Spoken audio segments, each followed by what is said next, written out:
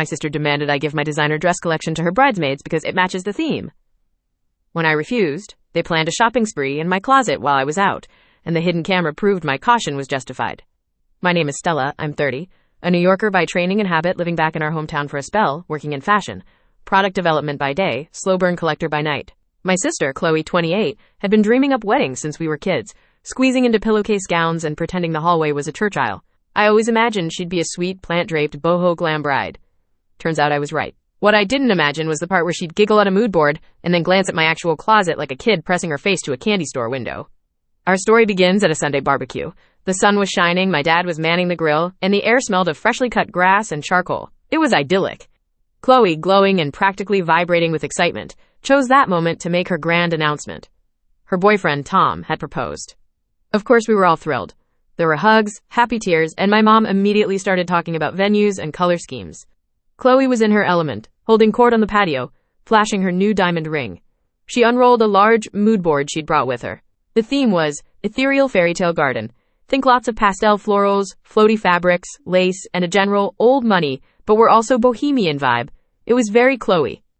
I was genuinely happy for her. I was looking at the board, picturing the beautiful day, when she turned to me, her eyes sparkling with what I then thought was sisterly affection. Now I know it was the glint of pure, unadulterated opportunism.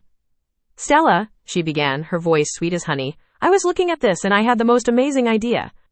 It's actually perfect. I smiled, naively. Oh yeah, what's that? She leaned in closer, conspiratorially. You know your dress collection, all those incredible pastel dresses you have? The flowy ones, the lacy ones. They're literally the exact aesthetic of my wedding.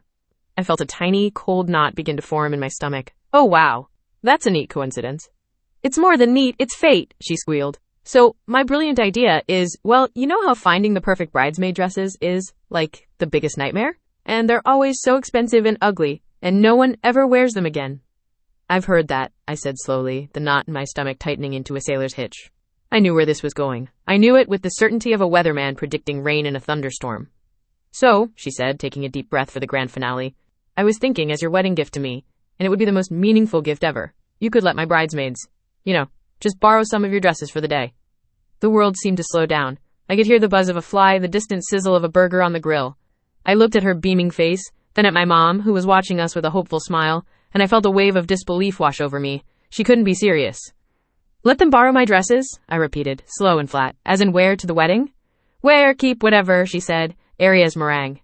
I mean, they're so you, but they're so me right now, and it would save me thousands of dollars and so much stress. It would be your special contribution to my perfect day.